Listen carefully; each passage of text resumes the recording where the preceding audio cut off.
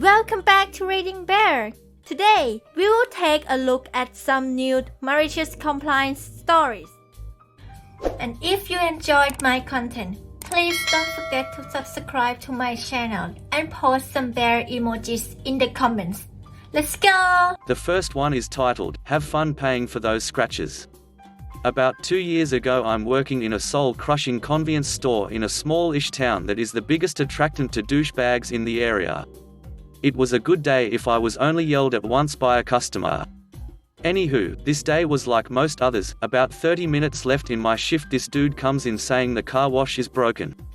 That's not surprising considering it's super touchy on where you park before it runs, and it only gives you exactly 5 minutes to find that spot.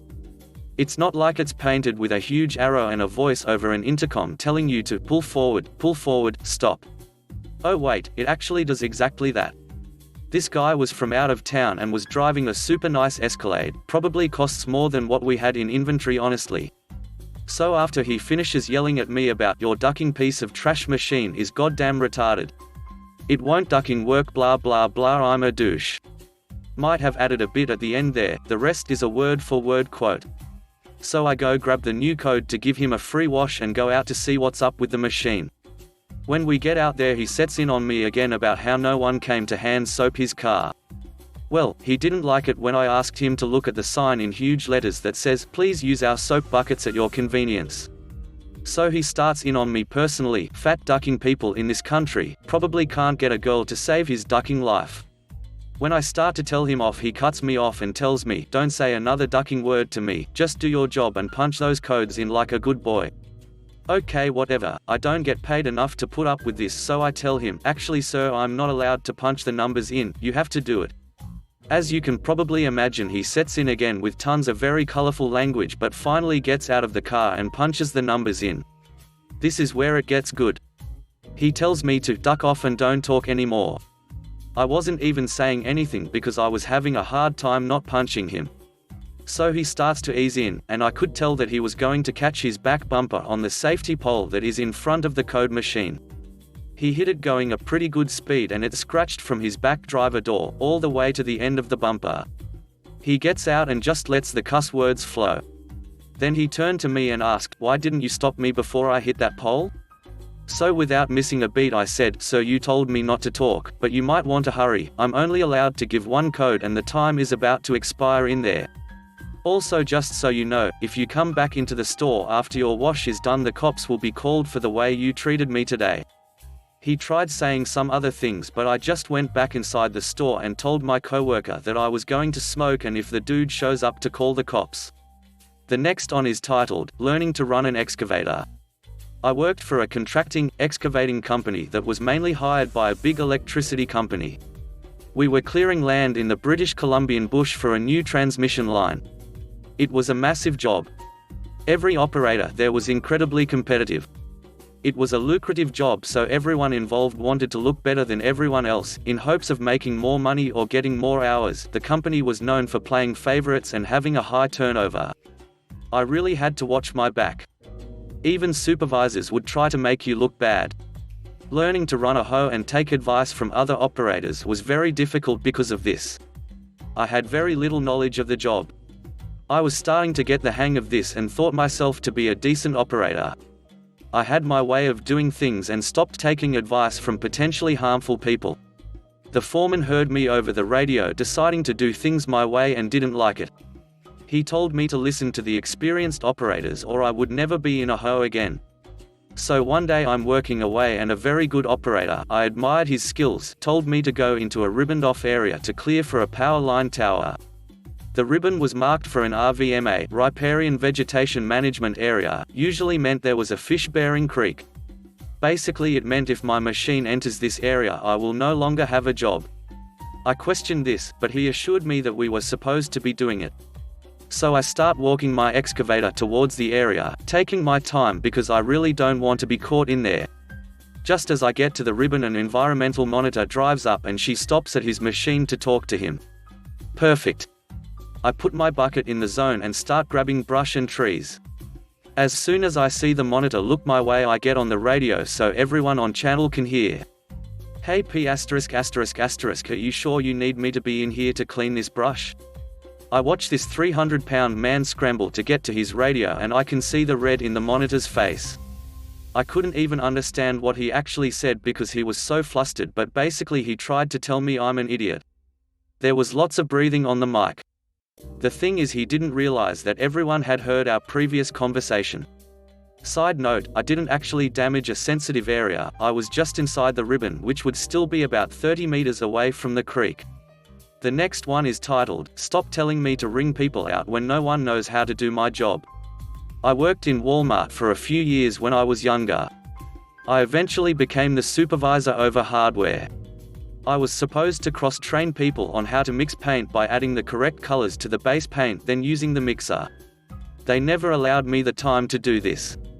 I was very frustrated by this since other areas were always cross-training me. Example, cutting keys in automotive, getting fish for customers in pets, etc. Before I became a supervisor, I was trained in the register so I could help up front when it was busy. I took my supervisor role seriously and didn't want something bad to happen on my shift. That being said, I didn't want to leave my area when they called for all cashier-trained employees to report up front. So I ignored the calls, every time. It became a fight with the CSS, front cashier manager pretty much. We fought for like 2 weeks of her demanding I went up front when called and me insisting I'm not leaving my department when no one knows how to mix paint. Eventually she went over my head to the assistant manager. She chewed me out regardless of what I said. I tried to explain all the bad things that could happen. When people mess up paint, it gets a huge markdown and we lose money on it. I had saved the department lots of money by changing some things. The biggest was that I changed scheduling so that only one person was working at a time instead of double that. Apparently she thought I was just trying to get out of cashier duty, which almost everyone tries. I eventually caved and said okay, but when something bad happens, I'm not responsible and I'm coming straight to you to fix it. Next day I get the call about an hour before my shift ended. I went up front to ring people out. Of course the CSS had a smirk on her face, but it wasn't a personal thing to me, I wasn't trying to be a dick. I start heading back to my area 5 minutes before my shift ended to make sure my department was in order since no one was there for evening shift. I went to the paint desk and see 8 gallons of paint marked for clearance sitting there. I just shook my head in anger. I go around the desk and see someone put a gallon of paint in the mixer and didn't put the lid on correctly. There was paint everywhere. By everywhere I mean inside and outside the machine. It was at least 4 hours of cleaning time. I said duck this and went to the assistant manager. I told her that I went up front to ring people out as told and someone mixed 8 gallons of paint wrong and the 9th exploded everywhere. For some reason she asked me why I let that happen, like she thought I could be in 2 places at once. I told her again that I warned about this and I'm not cleaning it up. I told her I'm at my 40 hours anyway. I reminded her that this is not my responsibility since I tried to do the correct thing, but she overrid policy since she won't hire the right number of cashiers. She tried to talk me into staying, but eventually I walked away and went home. I was so angry anyway. No one wanted me there. The next day I came back to a shoddy cleanup and a meeting. I was given time to cross-train people, but on top of that I was exempt of having to go up front anymore. They wanted an actual hardware employee mixing the paint at all times if possible. It feels so good when you try to explain something to a superior and they ignore you, then what you warned about happens. The look of defeat and anger in their face is glorious. I guess the guy from electronics got fired since he was the one that did that and didn't even tell anyone. Electronics, hardware, and sporting goods in my Walmart were all at the same area. It was a T intersection. We typically got pulled into the other departments by customers and helped the customer out. We had a strict policy there to walk the customers to the items they needed or find the person that could. I don't know why the guy thought he should mix the paint on his own, to be honest. He never did it before. He probably would have gotten a warning if he cleaned it up or got the maintenance guy to help. But he just walked away. I guess the video showed the customer wasn't happy from the results either and stormed out without any paint. It's really not that hard to do, but getting a rundown is required. He's actually lucky no one got hurt. Those paint machines move very fast. If the can would have ejected towards the door instead of the back of the machine, it could have busted out of the door. The next one is titled, Gotta Have a Virtual Background. Exposition. Hello. I am a music teacher in a public school in the US, therefore I have been teaching from home for the last few months. Luckily, teaching online has been going well, and students are able to do everything that I ask. Understandably, some parents are upset about the decisions that the school district have made, and they are taking their frustration out wherever they can. One of the frustrations brought to me from my administration is that parents have concerns that you are teaching from your bedroom. Sadly, unlike the upper middle class mothers at my school, I live in a small apartment and do not have the facilities to teach from any room but my bedroom. Like many others, I am teaching over an application called Zoom, and there is the option of using something called a virtual background, somewhat similar to a green screen. I was told multiple times from my administration that because of these parent complaints, that I am being heavily requested, and from my admin this essentially means forced, to use a virtual background when I teach to not distract students from my clean and boring 20-something male bedroom.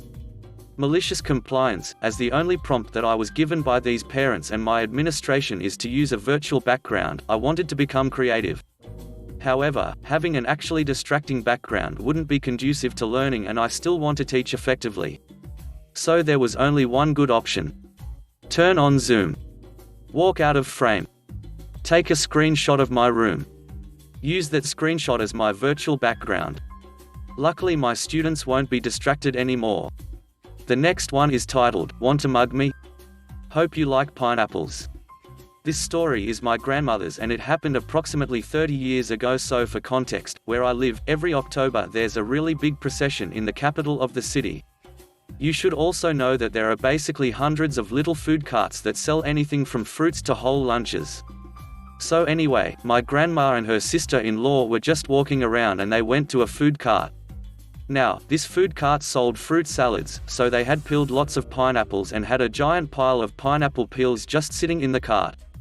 Now, my grandma has always loved making this drink called agua de pina, which involves boiling water with pineapple peels and adding sugar. It's delicious. So she asked the vendor to buy the peels from him and he sold them to her. She took some plastic bags out of her purse and now had like 3 bags full of peels. The problem was these bags were from different clothing stores, so it looked like she had just been shopping. A man saw her and her sister-in-law and started following them. They saw what was happening, so my grandma went up to him and handed him all of the shopping bags with a smile. The man was delighted as he walked away to blend into the crowd, presumably. Grandma and sister-in-law were laughing their butts off, but ran to the nearest policeman to alert him. Luckily, there was no need to search for him because he was livid. The fool had thrown the contents of the bags into the floor in a fit of rage, and according to Grandma, he was standing in a pile of fruit peels, stomping over them like a madman. They watched him get arrested. The next one is titled, You Want It As Early As Possible. Will do. I deliver newspapers for my side hustle. Rule is before 6 a.m. But one person always complains, they want their paper as early as possible, like the second it rolls off the printing press, it should be in their mailbox within 3 seconds. Not gonna happen. But I did rearrange my route so that they got their paper as early as possible, with my supervisor's permission, as we were tired of the complaints. The problem? They had a dog, that's how they were so aware of their delivery time, so now instead of the dog barking his head off at like 5:45 a.m. or so, he was barking his head off at 2 a.m., 2:15 a.m. when I was delivering. They started complaining about too early, and I reminded them they asked for as early as possible, and continued to do so. They want to complain. Fine. They did that and got what they asked for, let's see what happens if they complain again. The next one is titled, Sure, I'll Get the Manager. Long ago I was a department supervisor in the children's, teen area of a public library. The building manager was the only person above me on the org chart, and when they were out of the building that left me in charge of everything if there was an issue. I was also very hands-on and didn't hide in my office. I went out on the floor, shelved, and worked the desk in our department pretty regularly. We also didn't have anything that identified our role in the library because it's a ducking library. Who cares? So one day I'm sitting at the desk in the children's department when a mother comes to complain about something. It's been long enough that I don't remember exactly what, other than she was asking me to do something that was against policy. It was a minor inconvenience for her, and she was blowing it way out of proportion. Eventually she gets that special Karen look in her eyes and says, "I want to speak to the supervisor about this." I couldn't believe it. I'd dreamed about something like this happening, and I took my shot. I stuck my hand out and said, "Hi. I'm the supervisor, and I'm afraid we can't do what you're asking." I can see the swirl of emotions. The dawning recognition. The annoyance. The smug look as she invokes a higher power. Fine. Then I want to talk to whoever is in charge here. I pause for a beat. I'm the only supervisor in the building. Look at me, Karen. I'm the manager now. So I turn to the side like I'm going to get someone, then turn back and thrust my hand out again with my best customer service smile. "Hi. I'm also the building manager right now, and I'm afraid we still can't do what you're asking." She stormed off, and we didn't have a problem with her again. The next one is titled, Estimate of 2 weeks. Okay, you do it then. I used to work as an IT developer at a company, let's call it Walmart, with 3 LS. There was an IT consulting firm that some of the non-IT folks loved, let's call them DRA. This firm had an awful habit of doing things without consulting us and then just throwing it over the wall to us when something failed. They also loved buying new tools which were not really needed or good fits.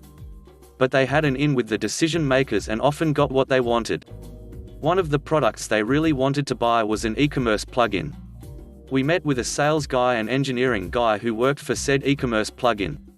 My team kept explaining how it would be a massive project to move or integrate their plugin with our current database since the data models and structures were so different. We also had hundreds of thousands of products each with different attributes, so it wouldn't be easy. And yet, in order to make a sale, the e-commerce plugin guys and DRA kept telling everyone it was a minor 2-week project and that we should just buy the plugin worth a few $100,000. All of this led to me having to meet with said plugin sales and developer. Now the fun part, my manager had let me know that we have budget to hire a team for a 2-week project to get this rolling. The meeting started as expected, with the sales guy pitching how incredibly easy the tool is, any real IT team would be able to easily implement it. I explained the situation with the different data models and how it would be tons of work, but he wouldn't have it. He was adamant that it could be easily done in 2 weeks.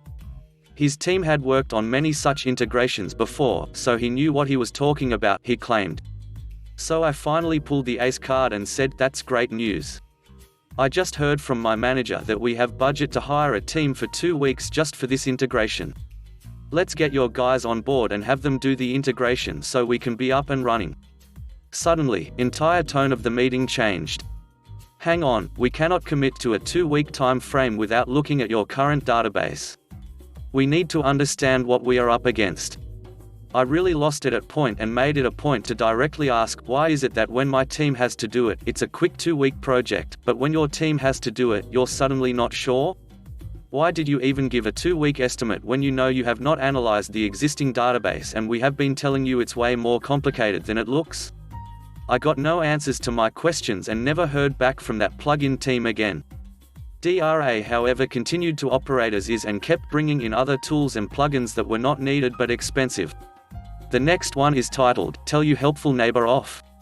Great, I won't be helpful anymore then. I live in an apartment building in the ground floor, not in the US. When you order something online, the delivery guy stops at my building around noon. I guess we're halfway down his usual route.